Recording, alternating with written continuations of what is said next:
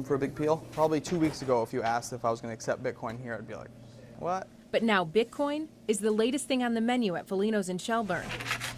Likely the first and only business in Vermont. So it's 0.0307 Bitcoin. Accepting the virtual currency. So he just scans the QR code. That got added to my account. In exchange for a pie. And I just put, we accept Bitcoin here. The first 5 people that walked in had to make a comment about it. Someone's like, no, you don't really accept Bitcoin, do you? And others were like, what is it? So really, what is it? It's an anonymous, decentralized currency that allows you to make transactions across the internet with virtually anyone. It's universal. There's no banks. It's consumer to consumer, and it exists solely on the internet. The symbol for Bitcoin looks like it's straight out of a Nintendo game. It's a little bit like real money in that you can spend it, save it, and you have to keep it in a wallet. So this is what a wallet address looks like. It's a long, random string of gibberish, basically. It's a unique identifier of a wallet. Your wallet looks a lot like an online bank account. If you want to buy something with your Bitcoin, simply transfer the BTC from your wallet to another one. It's a very similar process to using your credit card online.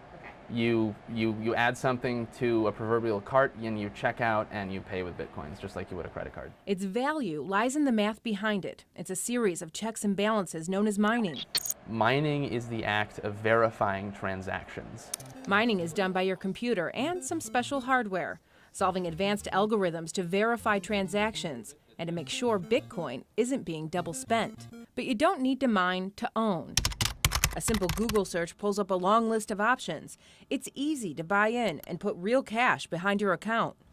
Once you've got it, you can use your Bitcoin on websites like WordPress, Reddit, and OkCupid. There's even a Bitcoin ATM in Vancouver. It's perfectly legitimate. People are using it across the world right now. It's relatively straightforward to use. Bitcoin has become so popular, it's actually losing some of its anonymity. You can log on to websites like Local Bitcoins, type in your location, and meet someone in person, like Henry here. Hi, Henry. Hi, Bridget. And swap money for Bitcoin. And within seconds, it shows up in your virtual wallet. You can see I've got $20 worth now. So I'm curious, how many of you have actually heard of Bitcoin?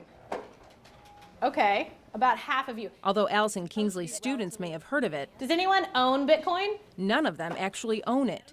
And the University of Vermont business professor isn't sold on it either. It is a currency, but it's really a different species of currency. Bitcoin is not backed by anything tangible. It's ruled only by the laws of supply and demand, gaining and losing value based on users' interest, sort of like the stock market. Except it's much more unstable. It can swing up and down by hundreds of dollars within just a few hours. It's not a stable source of value, so your exchange rates are very volatile, which impedes the functionality. Still, with more than 600,000 wallets, interest and investments in Bitcoin continue to grow. It's certainly been accelerating, and if you look at the kind of smart money that's headed into Bitcoin, there's been a lot. So if you just follow the trends, then it looks to be that it will be accelerating.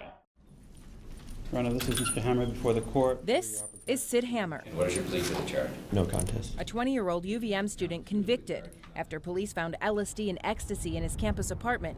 According to court paperwork obtained by News Channel 5, Hammer admitted to selling the drugs to other students.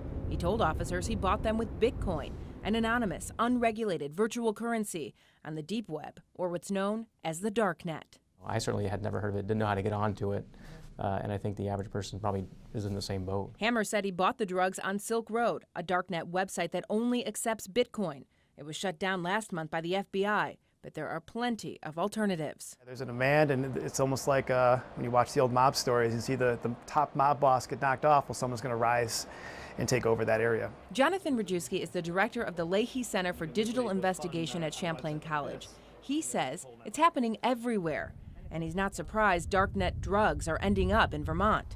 University of Vermont Police Chief Leanne Toomey agrees. I'm sure that every college campus is, experiencing this, and probably every high school student. I don't think that this particular student came here and got this education on these illegal activities here at the university. So we got onto the darknet to see what's out there for ourselves. It's not exactly easy. We needed a little help from a user who asked to remain anonymous. You have to use an application known as Tor just to log on, and Google doesn't exist on the darknet, so you have to know where you're going. Once we got in, we found multiple websites selling everything from guns to black tar heroin.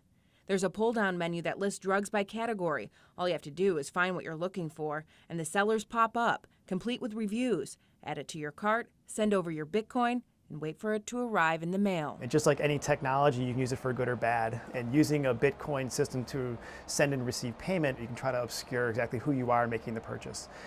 So with a typical credit card, that's not the case. But it's not just drugs and guns you can find on the darknet.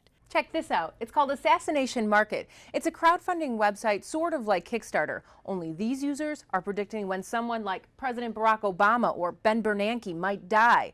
Winner gets to keep all the Bitcoin. We checked in with the Vermont State Police, who referred us to the DEA. An agent with the Burlington office told us they have not investigated any darknet usage in Vermont.